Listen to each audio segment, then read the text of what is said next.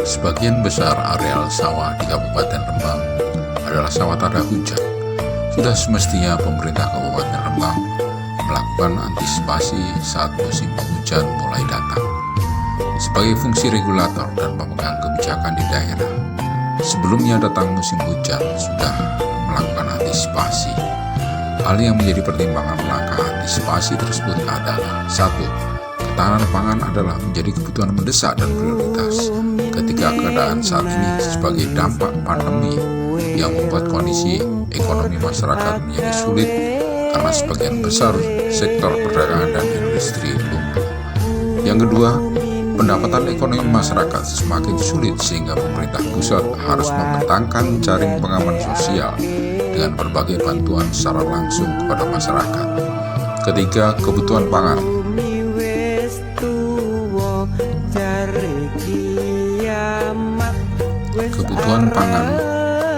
yang tidak dikelola secara baik akan memicu instabilitas dan kerusuhan sosial.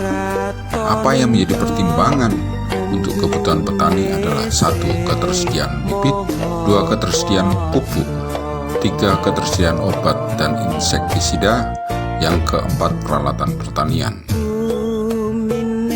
Pemerintah daerah sebagai pemegang otoritas wilayah seharusnya melakukan koordinasi dan penanganan langsung menjaga kebutuhan petani. Jangan menganggap hal tersebut bagian dari mekanisme pasar, karena bukan wilayah perdagangan, namun wilayah kebutuhan stok pangan sesuai ketentuan perundangan yang ada. Sekarang ini jelas keluhan petani di Rembang adalah ketersediaan pupuk subsidi di tingkat petani. Kalau dicek stok pupuk di catatan mungkin sudah mencukupi kebutuhan yang ada untuk wilayah Kabupaten Rembang. Namun kenapa petani di saat jadwal pemupukan harus dilakukan kesulitan mendapatkan pupuk?